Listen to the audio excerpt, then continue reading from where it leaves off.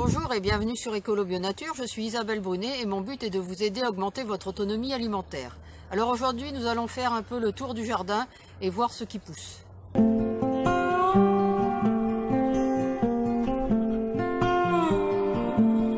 Bon ben voilà, je viens de faire 1 heure de vidéo pour rien. Je viens de m'apercevoir que j'avais eu un problème avec mon appareil. Entre temps, Cathy est allée cueillir les framboises, les taberries, les fraises. Et donc ça, je voulais vous le montrer sur les pieds, mais bon, il y en aura moins de ce fait-là. Bon, il restera les groseilliers que je vais cueillir après-midi. Enfin, je vais déjà vous montrer sa récolte. Alors voilà sa récolte du jour. Vous voyez, il y a des taberries, des framboises, alors ça c'est variété héritage, là des framboises Fall Gold, et puis les fraises. Donc vous voyez, c'est quand même un beau bac chaque jour que l'on récolte. Bon, je vais quand même vous montrer les Fall Gold, même si la récolte vient d'être faite. Alors dans ma vidéo, je vous avais montré aussi comment retirer les gourmands sur la vigne. Je l'ai fait en même temps. Donc c'est trop tard. Voilà les grappes. Je vais vous montrer les grappes, à moins qu'il y ait encore quelques petites choses à tirer les gourmands. Oui, il y en a encore un. Voilà, je vous le montre. Ça c'est pour laisser le bourgeon qui va pousser l'année prochaine et permettre d'avoir des fruits. Alors donc on enlève le gourmand. Alors au niveau des fruitiers, vous voyez, ça se développe pas mal. Il va falloir que je vienne éclaircir. Au niveau des pommes, ça c'est ce que je déteste le plus faire quand je dois en enlever, mais il faut. Et puis là, apparemment j'ai pas mal de cochenilles, donc il faut que je m'en occupe. Et puis que je fasse la taille en verre sur les différents pommiers, poiriers et nachis. Alors au niveau du maïs, eh bien dans mes précédentes vidéos, je vous disais que j'étais pas sûr de mettre des haricots puisque les pieds de maïs étaient petits. Mais là ils se sont bien développés, ils ont bien grossi. Et j'ai retrouvé un vieux paquet de graines de haricots princesse de Pével. Donc je les ai mis au pied. Bon, je suis pas sûr qu'ils vont pousser parce que c'était vraiment des vieilles graines, mais on verra bien. Et donc je les ai mis au pied du maïs. Les pieds de maïs servent de tuteur, mais quand ils sont petits, on peut pas le mettre puisque ça étouffe le maïs. Donc je vous montrerai d'autres pieds de maïs autour desquels j'ai rien mis pour le moment. Oui, tournesol, maïs. Quelques radis d'hiver qui sortent déjà, il est trop tôt. Donc je sais pas s'ils vont pousser correctement. En fait, je les ai pas semés, hein, ils se sont ressemés tout seuls de l'année dernière. Oui, ceux-là sont plus petits de pieds de maïs, donc j'attends encore pour mettre des haricots. Et les courges.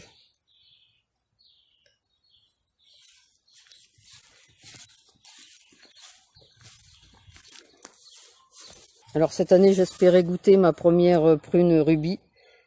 Malheureusement, elle est tombée. Donc on ne pourra pas la goûter cette année encore. Là, il reste plus grand chose en chou. Tout a été gratté ou mangé. Heureusement que j'en ai ailleurs parce que là, on va pas avoir grand chose. Hein. Les pommes de terre ici, bon, commencent seulement à fleurir. Puisqu'ils ont été mises tardivement. Celles-là, c'était des restes. La liane de madère a survécu à l'hiver. Et elle est en train de repartir là. Vous voyez. Je l'accroche dans l'arbre. Parce que sinon elle a tendance à s'accrocher par terre. Donc pour le démarrage, il faut que je l'aide à s'accrocher dans l'arbre. Alors le nachi, là c'est pareil, il faut que je vienne retirer des fruits. S'il y en a trop. Alors ça vraiment, retirer des fruits, c'est ce que je déteste le plus faire. Faire un éclaircissage, mais il faut vraiment le faire. D'abord parce qu'il y a des fruits abîmés, donc autant les enlever. Ça permet aux autres d'être plus gros, de mieux pousser. Alors les sarpomira commencent à fleurir. La roche marine, vous voyez, il y a un beau stock. Et comme je dois un peu le tailler sévèrement, ça tombe bien, je vais pouvoir en faire sécher. Alors les hélianthus, hein. Avec la chaleur et le soleil vraiment fort de ces jours-ci, je suis obligée de protéger un peu mes dernières plantations parce qu'elles ont été plantées beaucoup trop tard en saison, mais bon, j'ai pas pu m'en occuper. J'avais pas pu les planter avant. C'est le l'Espedeza. Vous voyez, il y a un peu tristouné. Donc je préfère le protéger un peu. Alors au niveau des tomates, certaines commencent à pousser, alors que d'autres ont carrément séché sur place, par manque d'eau toujours. Vous voyez, les choux commencent aussi à pousser enfin. Alors ils annoncent de la pluie dimanche, mais je m'y attends pas trop, parce qu'ils avaient annoncé de l'orage au départ, et là maintenant c'est déjà juste de rares averses. Et nous, quand il y a rares averses, ça tombe pas chez nous, hein. En général, ça tombe sur Hasbrook, et nous on n'a rien. Donc là, je vais vous montrer la dernière cuve qui reste. Sur les 5 qui étaient pleines, il m'en reste qu'une qui est déjà pas mal entamée. Alors là, c'est le croque-pou rouge Inomaki. Et là, bon, les tomates. Bon, c'est pas l'endroit où j'en ai le plus, hein, mais bon. J'en mets un peu partout. Alors ici, la gastache mexicaine est repartie. Je m'y attendais pas trop. Bon, j'espérais quand même, hein, mais j'y croyais pas trop. Parce qu'en général, ça se gèle l'hiver. Et je suis bien contente qu'elle soit repartie. On va pouvoir l'utiliser. Alors, le poirier ici est trop à l'ombre, hein. Bon, il y a quelques poires, mais pas grand chose. Parce qu'il est vraiment trop à l'ombre. Alors, vous voyez, ça c'est ce qui reste. La dernière cuve. Et il me reste 700 litres. Et, je sais pas si vous voyez ici, 700 litres. Sur les 5 cuves qu'il y avait. Alors la production de figues devrait être importante cette année. En espérant que les étourneaux ne mangent pas tout. Parce que ça va être la course avec les étourneaux. Parce qu'ils font des ravages énormes à chaque fois. Vous voyez, les bouquets sont vraiment bien garnis à chaque fois. Donc il va y avoir des kilos et des kilos de figues. En espérant qu'elles ne seront pas toutes attaquées. Alors ici je viens de planter un Anisodontea. Mais c'est beaucoup trop tard pour le planter évidemment. En plus ça fait 2 mois qu'il végète en pot. Mais j'avais pas pu m'en occuper avant. Bon, je l'ai mis quand même, mais je suis pas sûr qu'il va repartir, surtout avec les chaleurs qui sont annoncées. Alors je vous montre quand même les fraisiers. Bon, Cathy en a pas mal récolté, hein, comme vous l'avez vu, mais vous voyez les grappes qu'il y a encore. Alors attention, parce que là dans la fraiserie j'ai pas mal de fausses fraises, hein. Ça, celles-ci sont pas comestibles. Alors des fraises, il y en a partout, hein. Il y en a encore un peu là-bas. Là, l'Opuntia fait des fruits. Mais ils ont l'air secs, donc je les ai pas cueillis. Les Okas du Pérou se décident enfin à sortir. Ils sont en retard cette année. Il faut dire que Poupoule est venu souvent gratter la zone. Donc ils ont eu du mal à sortir. Alors j'ai mis quelques pieds de tomates en pot parce qu'en fait on prévoit d'agrandir la zone cet automne. On devait le faire pour cet été, mais on n'a pas eu le temps non plus. Puisqu'on avait agrandi déjà ici. Alors là, les courges et les poires de terre se développent bien. Par contre, ici j'ai une poire de terre qui est pas mal attaquée. Pourtant j'avais mis du ferramol, va falloir que j'en remette. Et pourtant on le voit. Ou que j'aille gratter en dessous du paillage pour voir un peu s'il n'y a pas un escargot ou des limaces. Alors les pommes de terre alouettes, elles se développent bien. Avec Poupoule qui est en train de gratter aussi dedans. Bon, tant qu'elle mange les blettes, c'est rien. Alors j'ai un peu partout beaucoup de blettes en graines. Alors c'est pas pour conserver toutes les graines pour mes prochains semis, hein, parce qu'il y en a des centaines et des centaines. c'est beaucoup trop. C'est simplement parce que je les garde pour les canards. Les canards adorent ça et ça fait partie de leur alimentation. Alors la mare manque d'eau aussi, comme le reste. Quelques floraisons ici. Alors malheureusement les nénuphars sont allés se cacher au milieu cette année. L'année dernière ils étaient bien tout le tour, qui nous permettait de mieux les prendre en photo et mieux les admirer. Mais là ils sont cachés à l'intérieur. Alors toujours des pommes de terre, hein, dès que j'ai un coin de libre je mets des pommes de terre. Alors le fenouil bronze apprécie beaucoup la chaleur de cette année. Alors au niveau du kiole, on a déjà des tomates. La première là ici.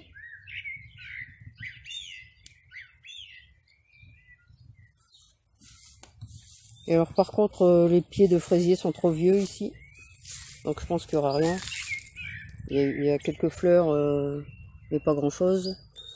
Alors les courgettes, là c'est une variété verte maraîchère. Et là une variété jaune. Je vais vous la montrer. Vous voyez. Et puis il y a encore dans le kiole des poires de terre. Et puis de la bourrache et des tournesols. En plus des tomates.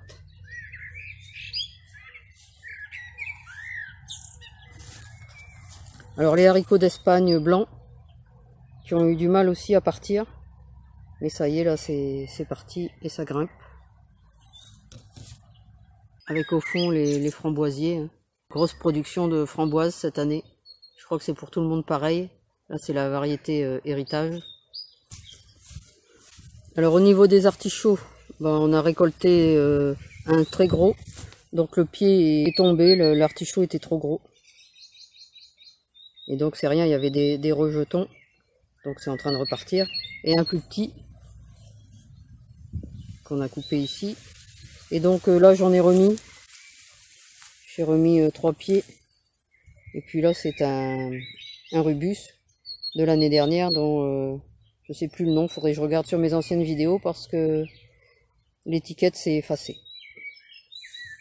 Alors là j'ai mis une hémérocale Esocanzo. C'est une hémérocale comestible. Alors ici les kiwis. Alors un pied mâle ici. Et il reste plus qu'un pied femelle. Le deuxième a dû geler. Voilà, il est en train de grimper là. Alors ici on a du thé grec des montagnes. Alors le deuxième il va falloir que je l'arrose. Et du thym doudou. Et là c'est dans cette zone-ci on a mis tous des dahlias. Mais ils sortent pas. Manque d'eau encore et toujours. Pourtant là on a arrosé mais ils ont du mal à sortir. Alors ici le pommier ananas va faire sa première pomme. Mais il a eu des chenilles, donc je sais pas si la pomme ira jusqu'au bout. Alors les groseilliers, hein, ça on va encore en récolter cet après-midi et congeler. On aime bien en fruits d'hiver. Donc vous voyez, il y en a pas mal. Bon là les taberries, alors il n'y en a plus de mûrs puisque Cathy vient d'aller les cueillir. Vous voyez la taille. Et donc les groseilliers, hein, ça croule sous les groseilles. Alors, on aura peut-être quand même quelques petites cerises.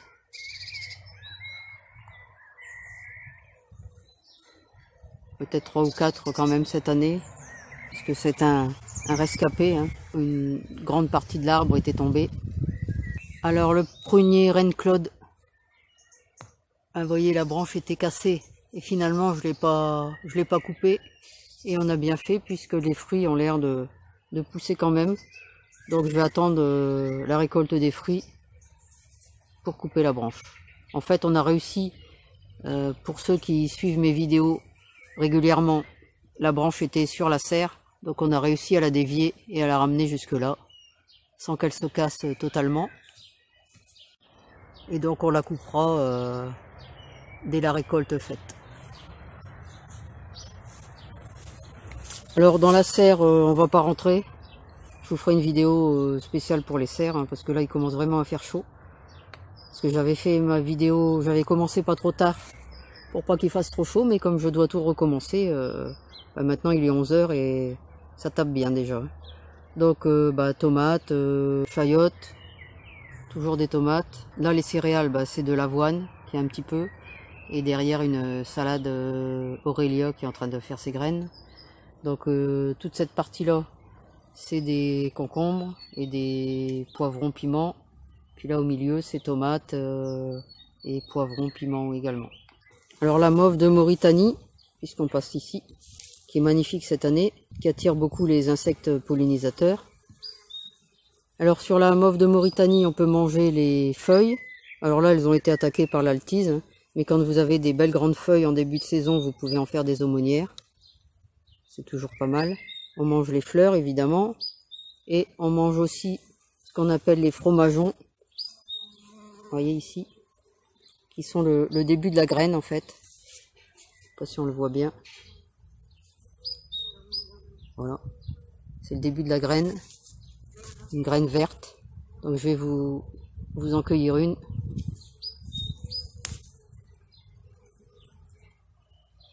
Voilà, alors je vais vous l'éplucher quand on la voit mieux. Voilà, et ça a un petit goût de noisette en fait. Alors j'ai aussi beaucoup de menthes pommes qui se propagent un peu partout et que je dois sans arrêt enlever. Alors dans les courgettes, encore différentes variétés, hein. Là c'est une coucourzelle. Ici aussi.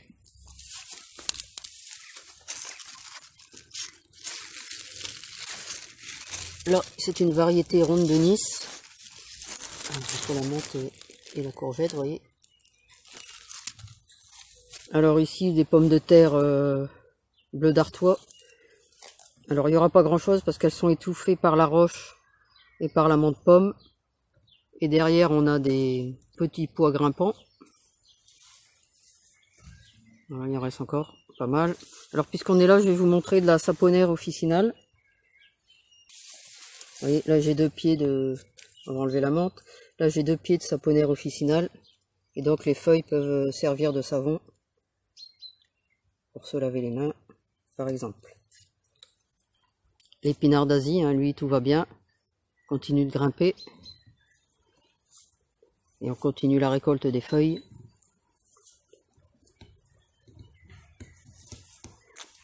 Alors les courgettes, on en a mis à différentes périodes, donc évidemment certaines vont venir plus tard, ce qui est pas plus mal. Alors vous voyez encore une courgette de Nice, là c'est le même pied que je vous ai montré tout à l'heure. Alors là encore une vigne, un muscat bleu allemand cette fois-ci, et donc qui devrait donner son premier raisin cette année. Alors là je peux pas le tailler, hein, il va trop haut, donc il se débrouille tout seul. Ici le maïs est beaucoup moins beau que de l'autre côté. Bon, il a été mis beaucoup plus tard. Pourtant la terre est meilleure, mais il a du mal à se développer. En fait il a trop végété en pot. Donc celui-là je prévois pas de mettre des haricots, à moins qu'il se décide à vraiment bien pousser. Mais sinon il n'aura pas de haricots qui grimperont à son pied. Alors là le riz du Borskian, oui, il se développe pas mal. Je vais bientôt pouvoir enlever mes barrières de protection là.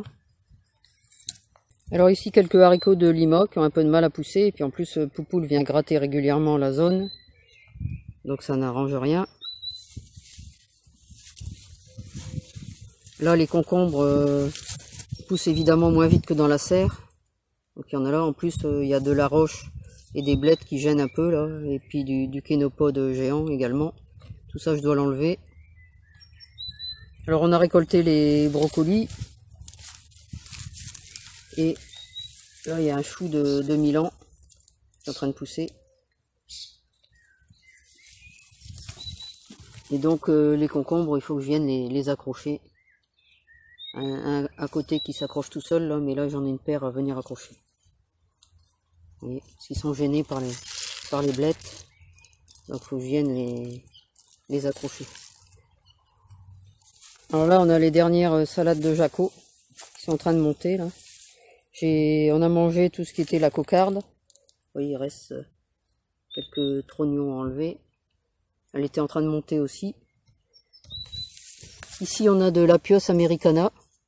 Alors je suis obligé de mettre des petits bâtons parce qu'il est repoussé, il repousse partout. En fait le pied d'origine est là. Et bon, il se prend un peu dans le chou, les graines de chou. Va falloir que je vienne faire attention. Et que je le raccroche au piquet. Mais je ne l'ai toujours pas récolté, mon Apios americana, et il s'est propagé un peu partout. Donc cet hiver, va falloir que je le récolte. Puis je vienne replanter des tubercules juste au pied du piquet. Et que j'enlève les autres. Alors là, une châtaigne de terre qui est en fleurs. C'est pareil, j'ai toujours pas récolté. Donc cet hiver, on regardera un peu ce qu'il y a en dessous. Un épinard du Caucase qui a vraiment du mal, là. Et ici. Il n'arrive pas à pousser. Alors là, encore, vous voyez, l'Apios americana qui est en train de grimper sur les salsifis en graines. Alors ça, les salsifis, j'en laisse quelques pieds grainés, puisque je les ressème pas, ils se ressèment directement dans le jardin. Alors au pied, on a de la reine des prés. Ça c'est très bon pour le mal de tête. Hein. Et on a ici un astère comestible. Alors si on se retourne, on a les haricots d'Espagne. Ah, c'est pareil, hein, c'est bien parti. Et des concombres aussi de l'autre côté qu'il faut que je vienne rattacher. Alors vous voyez, dans la clairière nourricière, c'est déjà pas mal à l'ombre. Peut-être déjà trop. Donc il va falloir que je voie pour peut-être couper cette branche-ci l'année prochaine. Et peut-être celle-là. Pour apporter, parce que je veux que mes plantations soient un peu à l'ombre. Mais là, il n'est pas encore midi. Donc c'est peut-être un peu trop d'ombre. Surtout que j'ai mis des haricots. Donc les haricots, ça a besoin de soleil. Hein. Pour ce qui est salade et choux, ça ne devrait pas poser de problème. Même pour les courges. Mais par contre pour les haricots, ça a besoin de soleil. Là c'est la variété gousse d'or en plus. Donc il va falloir que je revoie la question. Alors le bangpung coréen, ça je vous l'ai déjà présenté. Le mitsuba pourpre. Et le wasabi. Alors lui, heureusement qu'il est à l'ombre. Avec les chaleurs de ces jours-ci. Parce que sinon je le perdrais. Ça supporte pas vraiment la chaleur. Et ça a surtout besoin de beaucoup d'humidité. Alors ici on a des haricots secs. Une variété de haricots nains à grains cocagne. Et une variété de haricots rouges. Alors quelques choux entre deux.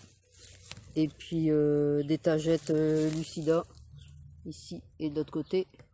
Qui ont repoussé de l'année dernière. Alors encore un petit noyer que je dois enlever.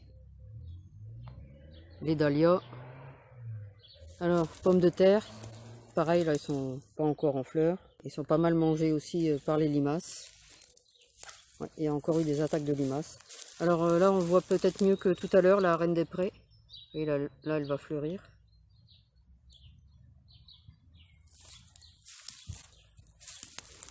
Et de la salade, là c'est de la brossonnette marocaine. Et puis encore quelques laitues entre deux. Et donc courge et poire de terre. Le céleri coréen.